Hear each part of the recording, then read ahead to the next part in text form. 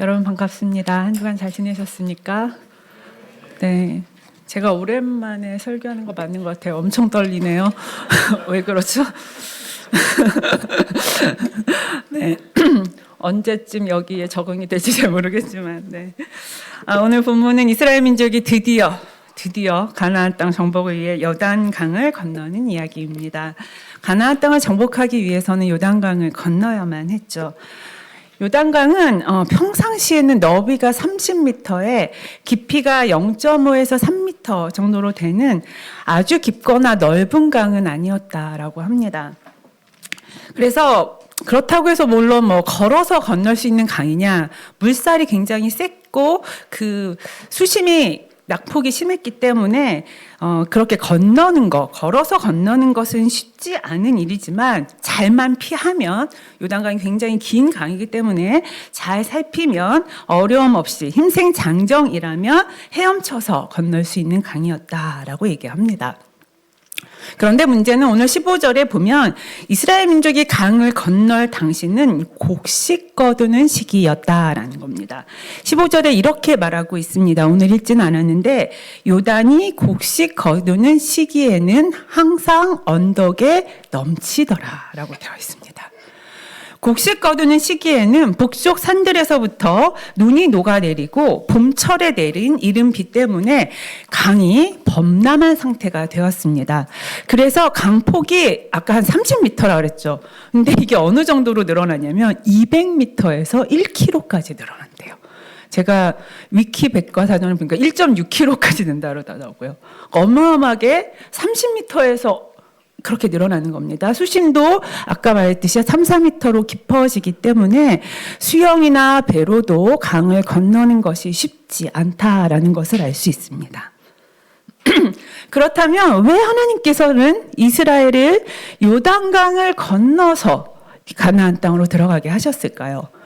여러분, 사실 가나안 땅에는 요단강을 건너지 않고도 갈 수 있는 길이 있습니다. 팔레스타인 해안가를 따라 올라가면, 남쪽에서 북쪽으로 올라가다 보면 강이 없이도, 강을 건너지 않고도 훨씬 쉽고 빠르게 가나안 땅으로 진격할 수 있습니다. 그런데 하나님은 굳이 광야에서 방황하는 이스라엘 민족을 요단강 동편으로 멀리 돌리셔서 요단강을 건너서 가나안 땅에 들어가게 하신다라는 거죠. 그것도 물이 범람해서 건너기가 어려운 시기에 말입니다. 물론 하나님께서 이 요단강을 가르시고 이스라엘 민족으로 하여금 마른 땅을 걷듯이 건너가게 하십니다.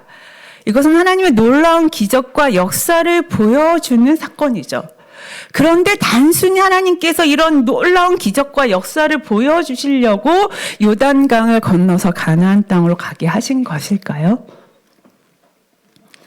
우리는 요단강이 갈라지는 사건을 통해 기억나는 사건이 있죠. 뭐가 기억나시죠? 홍해, 맞습니다. 홍해를 건넌 사건을 기억하게 됩니다. 홍해를 건너므로써 이스라엘 민족은 애굽에서의 노예 생활을 마치고 새로운 시대를 시작하게 됩니다. 그래서 강을 건너서 간다는 것은 특별한 의미가 있다는 것을 알 수 있죠. 마찬가지로 요단강을 건넌다라는 것은 이러한 새로운 시작을 의미했습니다. 그러므로 요단강은 어떤 의미에서 요단강을 건너게 하신 것은 단순히 하나님의 놀라운 능력, 하나님의 기적을 보여주기 위해서 요단강을 건너게 하신 것이 아니라 홍해의 사건을 기억하게 하시면서 과거의 삶을 청산하고 하나님께서 펼치시는 새로운 삶을 향해 나아가도록, 새로운 정체성을 가지고 새로운 시대를 시작하는 그러한 상징을 보여주시기 위해서 요단강을 건너게 하셨다라는 거죠. 이렇게 요단강을 건너며 이스라엘 민족은 단순히 광야에서 배회하던 무리가 아니라 하나님의 백성으로, 거룩한 제사장 민족으로 거듭나고 세워지게 되는 것입니다. 단순히 요단강을 건너 약속의 땅을 차지하는 것 자체가 다가 아니라 새로운 삶, 새로운 정체성으로 새로운 시대를 시작해야 했다는 것이죠. 과거의 삶을 청산하고 이제 하나님께서 세우신 하나님의 백성으로 이전과는 다른 삶을 시작해야 합니다. 그래서 하나님은 요단강을 건너는 사건을 통해서 이 새로운 시작을 하게 하시며 나아가 하나님의 백성으로 어떻게 그들이 가보지 않은 길을 가야 하는지를 알게 하신다라고 이야기하고 있습니다. 오늘 11절에 보면 이렇게 이야기하고 있어요.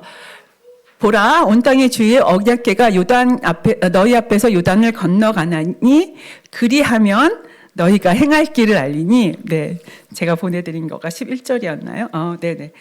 네,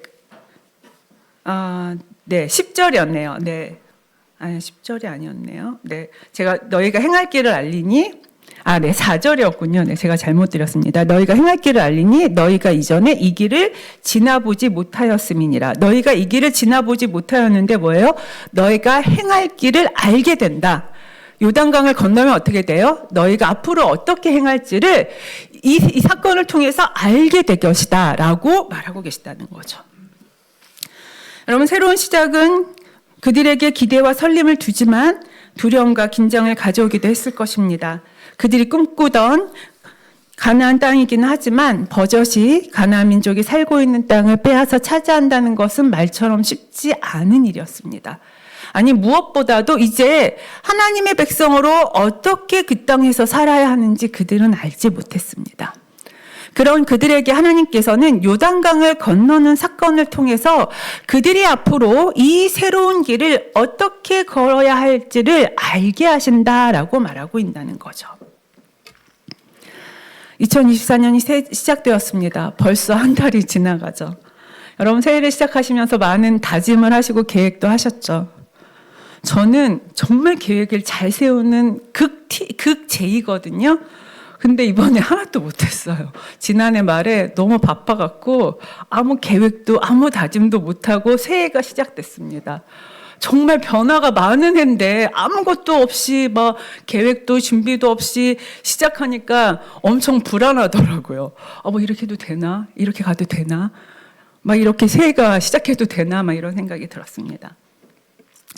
그런데 한편 생각해보면 새해여서가 아니라 우리의 인생은 늘 가보지 않은 길입니다. 나아가 우리는 무엇입니까? 교회 연합이라는 다른 교회들이 가보지 않은 길을 가고 있습니다. 아니, 우리는 예수 그리스도로 말미암아 구원받았습니다. 그리고 이제는 새로운 정체성을 얻었죠. 하나님의 자녀라는 새로운 정체성을 얻었는데 그 새로운 정체성을 우리는 새롭게 살아야 하는, 이전에 살던 것과는 다르게 살아야 하는 그러한 삶을 앞에 서 있는 자들입니다. 그런 의미에서 우리야말로 요단강 앞에 서 있는 이스라엘 민족과 같지 않은가 싶습니다.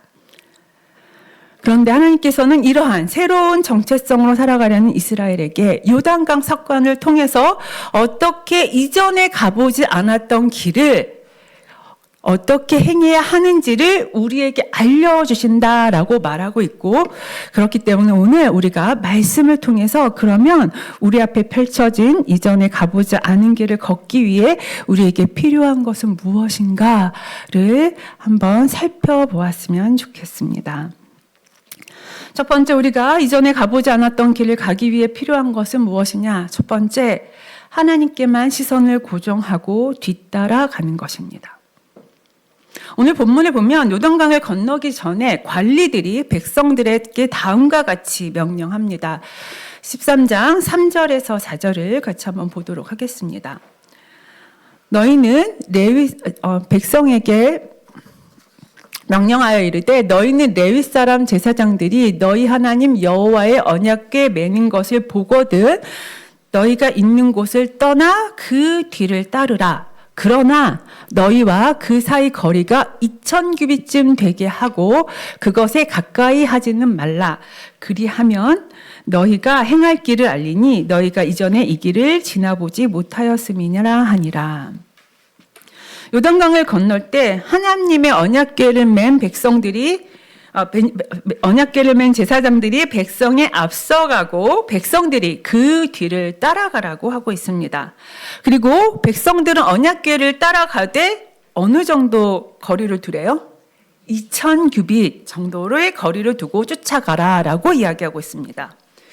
여러분 2000규빗이면 900에서 900m에서 1km 되는 꽤 먼 거리입니다. 근데 왜 이렇게 먼 거리를 두고 따라가라고 말하는 것일까요?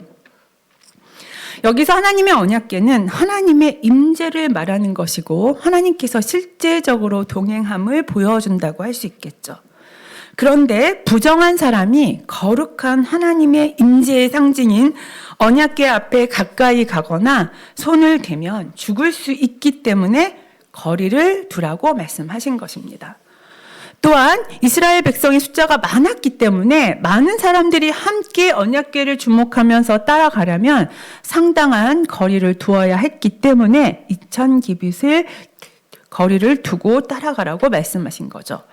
그리고 이렇게 따라가다 보면 이전에 그들은 이 길을 지나보지 않았지만 어떻게 어디로 가야 할지 너희가 알게 될 것이다 라고 4절에 말하고 있습니다.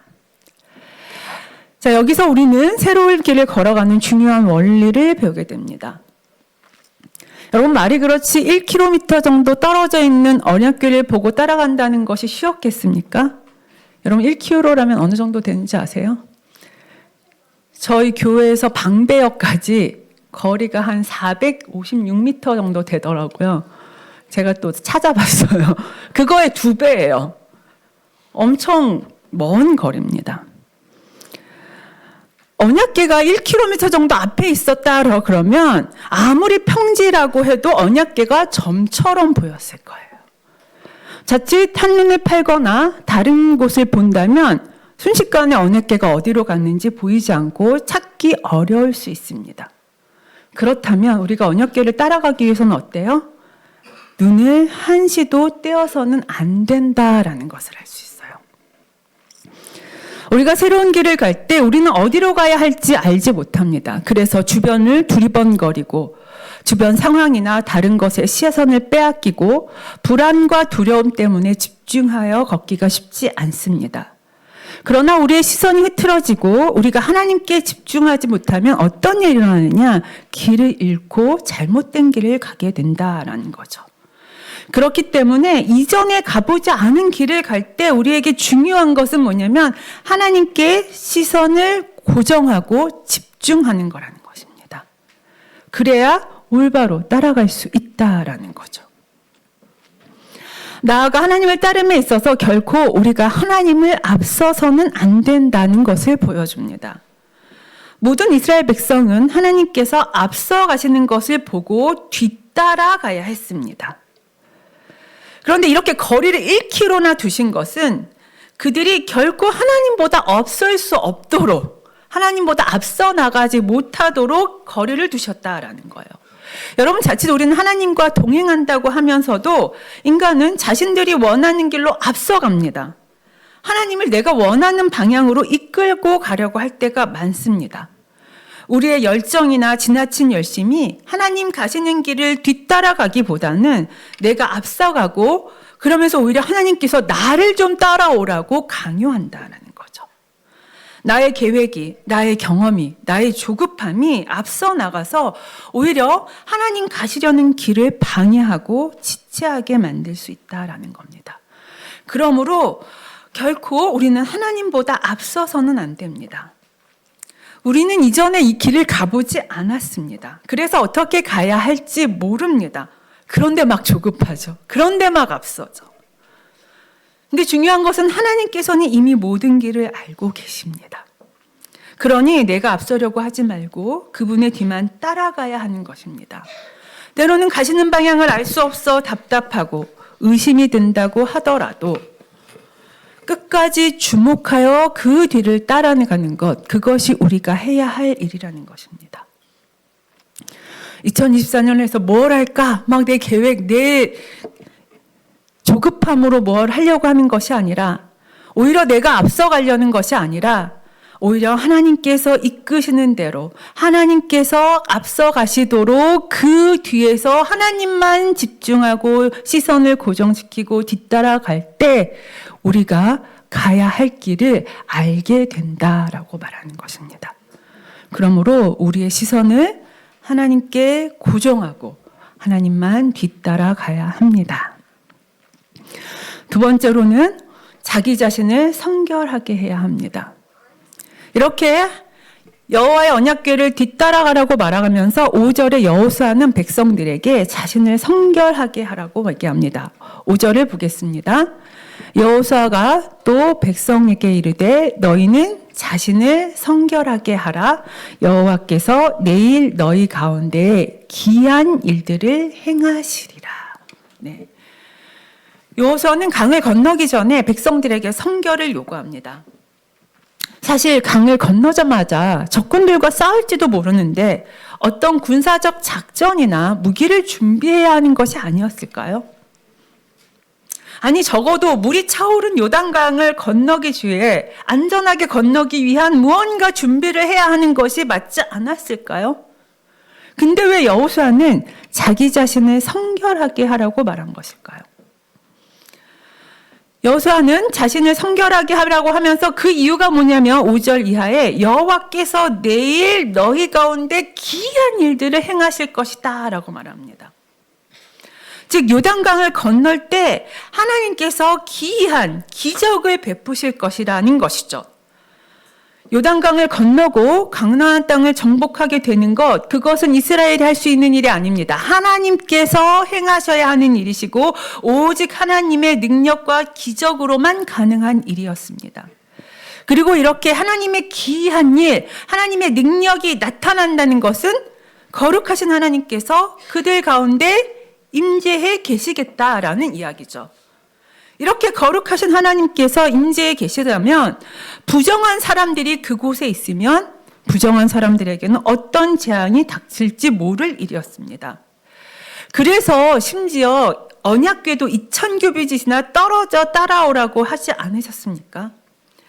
그러므로 이스라엘이 아무 탈 없이 하나님께서 베푸시는 기적을 목격하고 요단강을 건너려면 먼저 성결해야 했다라는 거죠.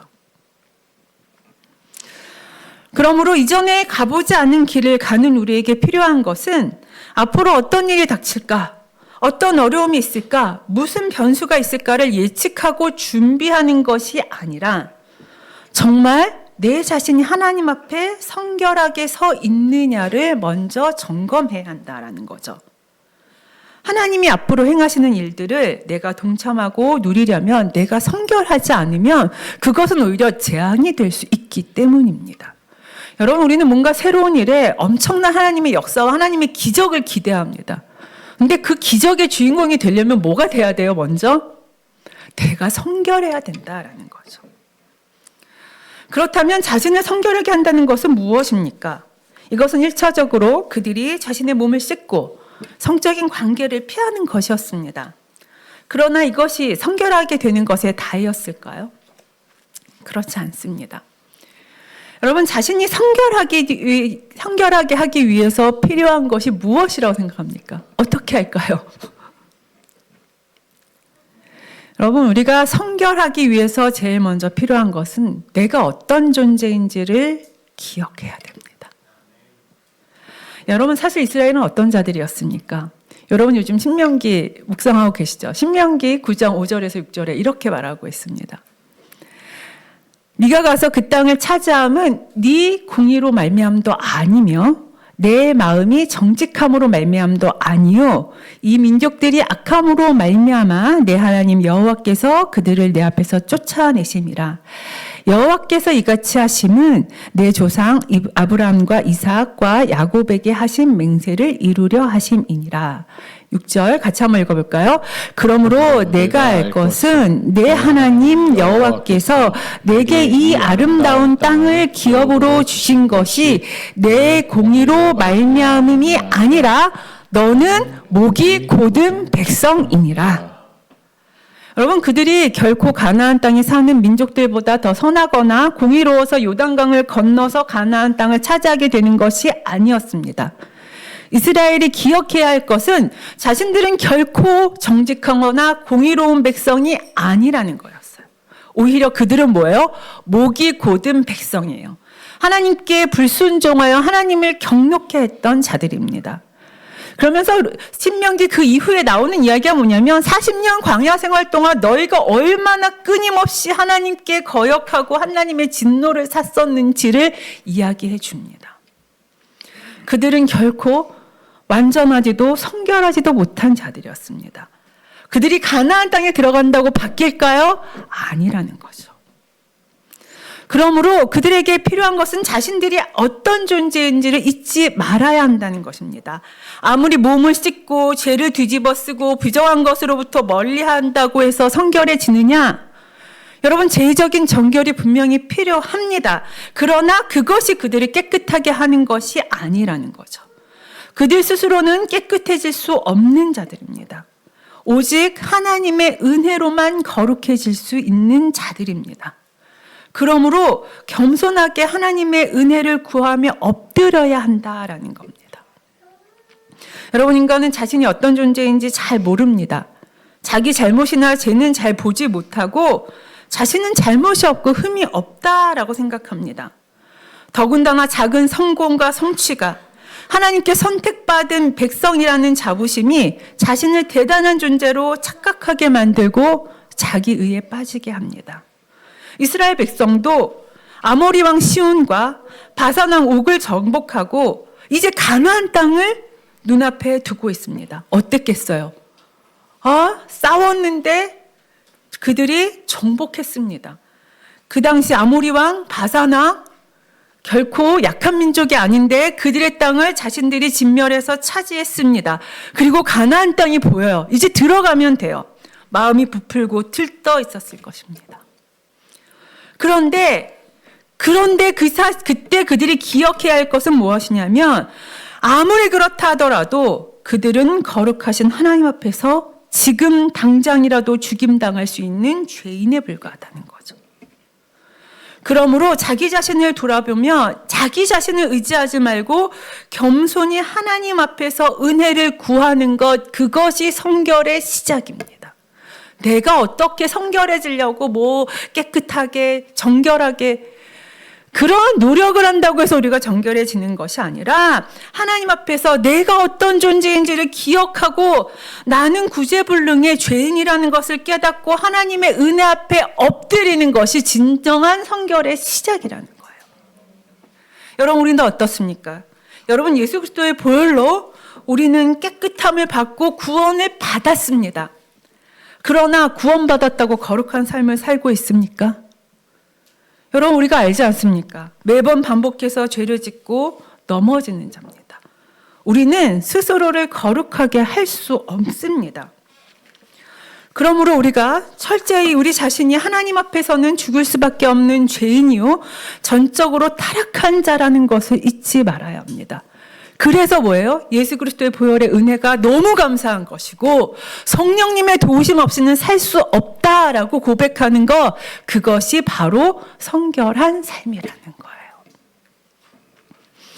여러분, 나아가서 땅을 차지하는 것보다 더 중요한 것이 바로 하나님의 거룩한 백성이 되는 것입니다. 성결하라는 명령은 단순히 요단강을 건너기 전 가나안 땅을 차지하기 전에 하나님께서 한시적으로 요구하시는 사항이 아닙니다. 단순히 하나님이 임재해 계시니까 그 재앙을 피하기 위해서 하나님의 기적을 맛보기 위한 수단이 아니라는 거죠. 하나님 백성의 거룩함과 성결은 하나님의 궁극적인 목적입니다. 하나님께서 이스라엘 백성에게 원하시는 것은 다름 아닌 하나님의 거룩하신과 같이 그들도 거룩하여지고 하나님을 닮는 거예요. 그것은 어떤 경건의 형식이나 태도를 갖는 것이 아니라 하나님의 성품과 인격을 닮아가는 것이라는 거죠. 우리는 눈앞의 목적과 성취가 다인 것처럼 여기지만 우리는 가나안 땅을 들어가는 데 집중해 있지만 진정한 하나님의 목적은 그것이 아니라 우리의 거룩이라는 거죠. 여러분, 아무리 가나안 땅에 들어가도 거룩한 삶을 살지 않으면 결국 어떻게 됐어요? 그들은 그 땅에서 쫓겨났습니다. 그러면 우리가 가야 할 궁극적인 길은 새로운 곳이나 일의 성취가 아니라 예수를 닮는 거룩함을 이루는 것입니다. 여러분 이번 한 해 여러분들이 많은 것을 계획하고 24년엔 이렇게 살아야지 하셨을 수 있지만 그 모든 것보다 정말 중요한 것은 뭐라는 거예요? 우리가 예수님 닮아가는 거예요. 거룩한 삶을 사는 거예요. 아무 계획이나 아무 준비 없이 24년을 시작하셔도 됐습니다. 우리가 교회 연합을 이루는데 우리가 가보지 않은 길 우리는 몰라요. 괜찮습니다. 근데 정말 중요한 우리의 궁극적인 목적이 뭐가 돼야 합니까? 예수님 닮는 거룩이 되어야 된다는 거예요. 그러므로 우리의 죄인됨을 잊지 않고 하나님의 은혜를 구하며 성령의 도우심으로 예수님 닮아가는 삶, 성결한 삶, 그것을 우리가 쫓아갈 때 그것이 새로운 길을 가며 우리가 놓치지 말아야 할 중요한 방향성이라는 것입니다. 세 번째로 새로운 길을 가며 우리가 해야 할 것은 살아계시며 행동하시는 하나님을 기억해야 합니다. 이제 여호수아는 요단강을 건너는 의미를 설명합니다. 10절에 이렇게 말합니다. 또 말하되 살아계신 하나님이 너희 가운데에 계시사 가나안 족속과 헷 족속과 히위 족속과 브리스 족속과 기르가스 족속과 아모리 족속과 여부스 족속을 너희 앞에서 반드시 쫓아내실 줄을 이것으로써 너희가 알리라. 10절에 보면 여호수아는 이스라엘 백성이 요단강을 건너는 사건을 통해서 알게 되는 것이 있다라고 얘기하는데 그것이 뭐냐면 다름 아닌 살아계신 하나님이 너희 가운데 계셔서 가나안 족속을 너희 앞에서 반드시 쫓아내실 것을 너희가 알게 될 것이다 라는 거죠.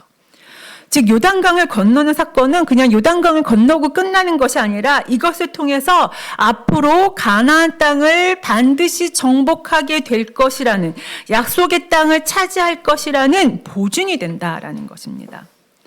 그래서 이스라엘 민족은 요단강을 건넌과 동시에 뭐를 확신할 수 있어요? 가나안 땅에서의 승리와 정복도 확신할 수 있게 되는데 왜냐하면 살아계신 하나님께서 너희 가운데 계셔서 그 일들을 하실 것이기 때문이라고 말하고 있습니다.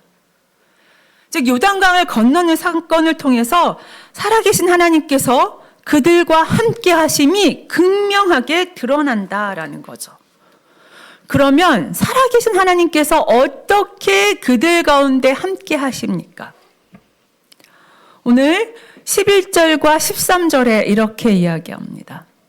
11절에 보라 온 땅에 주의 언약궤가 너희 앞에서 요단을 건너가나니 언약궤가 먼저 간다고 했죠. 그럼 13절에 온 땅에 주 여호와의 궤를 맨 제사장들의 발바닥이 요단물을 밟고 멈추면 요단물 곧 위에서부터 흘러내리던 물이 끊어지고 한 곳에 쌓여 서리라 라고 얘기합니다.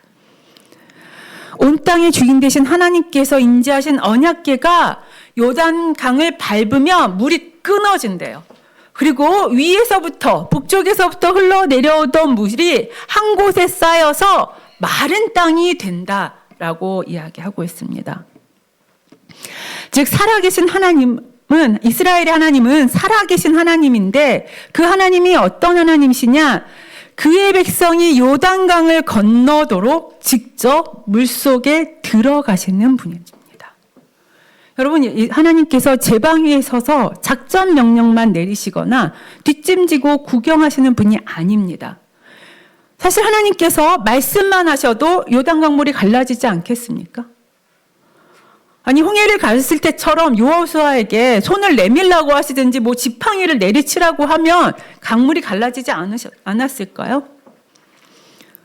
그런데 그럼에도 불구하고 하나님께서 왜 언약궤를 맨 제사장들이 요단강 물로 들어가라고 말씀하십니까? 그것은 하나님께서 친히 물속으로 들어가셔서 강물을 밟고 물을 가르시겠다는 거예요. 즉 이스라엘의 하나님은 멀리에만 계시거나 이념과 상상 속에만 계시는 하나님이 아니십니다. 과거에, 역사에, 우리의 기억 속에만 계신 하나님이 아니라 그분은 지금도 살아 계셔서 우리 삶에 함께 하시며 직접 우리 삶에 동참하시고 일하시고 행동하고 계시다라는 거예요. 그게 바로 살아계신 하나님이라는 거예요. 여러분, 살아계신 하나님이 그냥 숨쉬고 계시다라는 말이 아닙니다. 하나님이야말로 우리 삶에 직접적으로, 구체적으로, 실질적으로 동참하시고 인도하시고 행동하시는 분이십니다. 온 우주 만물을 다스리는 그분께서 친히 요단강 물을 밟으시며 물을 가르시고 그의 백성으로 마른 땅을 지나가게 하십니다. 말씀만 하시는 분이 아니라 친히 오셔서 행동하시는 분이라는 거죠. 이게 가장 잘 나타난 게 예수님의 십자가입니다. 여러분, 하나님께서 말씀 한마디 하시면 우리 구원하실 수 없으셨겠습니까? 하나님께서 예수님 안 보내고 하늘 보좌에 앉으셔서 그냥 우리를 구원하실 수 있는 방법이 없으셨겠냐는 거예요. 우리는 모르지만 하나님 있으셨겠죠. 하나님 전능하신 분인데. 그런데 하나님은 그렇게 하지 않으십니다. 직접 자신이 인간이 되시고 신이 이 땅에 오시고 우리를 구원하기 위해 고난을 받으시고 십자가에 죽으시고 부활하십니다. 인간의 역사에 뛰어드시고 그 한복판에 함께 하시며 그들 가운데 행동하신다라는 겁니다. 여러분, 왜 그렇습니까? 왜 하나님이 이렇게까지 하십니까? 여러분, 사랑하면 행동하게 됩니다. 사랑하면 말뿐 아니라 뭐가 앞서요? 행동이 앞서요. 그래서 하나님께서는 지금도 여전히 살아서 우리 삶 가운데 구체적으로 세밀하게 일하고 행동하고 계신 것입니다. 그것이 바로 살아계신 하나님이시라는 거예요. 여러분, 우리가 새로운 길을 갈 때 어디 너희 길 잘 가는가? 이전에 가보지 않은 길을 가는데 어디 믿음으로 가는가? 뒷짐지고 우리 테스트하면서 보시고 계시는 것 같으신가요?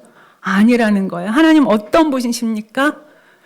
우리보다 더 앞서 행동하시며 살아서 우리 가운데 이미 일하고 계신 하나님이시라는 거예요.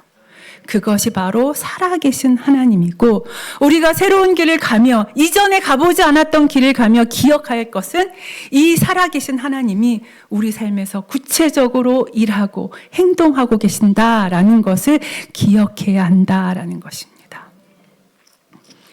말씀을 정리하겠습니다. 2024년 이전에 가보지 않은 길을 시작하며 여러분은 어떤 마음과 각오로 시작하십니까? 여러분, 똑같은 시간이 반복되는 것 같지만 여러분, 저는 가끔 그래요. 왜 하나님이 년과 새해라는 것을 허락하셨을까? 사실 별로 새롭지 않잖아요. 똑같잖아요. 우리에게 새해를 허락하시는 것은 하나님께서 행하실 새로운 일들을 기대하게 하심이라고 생각합니다. 정말 2024년 이전에 경험하지 못했던 하나님께서 펼치시는 새로운 시대와 새로운 역사를 우리 개인과 교회가 경험할 수 있기를 소망합니다. 그를 위해서 우리가 오직 하나님께만 시선을 고정하고 따라갑시다. 하나님보다 앞서지 말고 겸손하게 그분의 뒤만 쫓아가는 우리가 되길 소망합니다. 그리고 우리 자신을 성결하게 합시다. 여러분, 우리는 아무리 신앙생활 오래 하고요, 아무리 목사였고요, 뭐 했어도요, 우리는 죄 많은 죄인일 뿐입니다. 그렇기 때문에 오직 예수 그리스도의 보혈을 의지하고 성령님의 도우심을 간구하며 하나님이 사용할 수 있는 성결한 그릇으로 준비되도록 우리 자신을 성결하게 합시다. 나아가서 살아계신 하나님을 기억합시다. 우리를 사랑하시는 하나님께서, 여러분, 하나님이 얼마나 마음이 급하신지 몰라요. 우리가 조급하다고요? 하나님이 더 급하세요. 우리를 사랑하시는 하나님께서 지금도 우리 삶에서 그 누구보다도 열심히 구체적으로 일하고 행동하고 역사하고 계십니다. 그렇기 때문에 그 하나님을 의지하고 바라보며 나아갈 때 하나님께서 이전에 가보지 않았던 길이지만 우리로 가야 할 길을 알게 하시며 나아가서 하나님의 거룩한 백성으로 하나님 나라의 기업을 얻게 하실 줄 믿습니다. 바라기는 그러한 하나님 역사의 주인공이 되시는 우리 성도님들 되시기를 간절히 소망합니다. 우리 같이 한번 찬양하면서 기도했으면 좋겠습니다. 나의 가는 길 주님 인도하시네. 그는 보이지 않아도 살아계신 하나님이 우리를 위하여 역사하고 일하고 계십니다. 우리가 그 하나님께 주목하고 그 하나님의 뒤만 따라가겠습니다. 내 자신을 성결하게 하며 주의 은혜만 붙들고 나아가겠습니다. 그러한 고백을 가지고 이 찬양 함께 하도록 하겠습니다.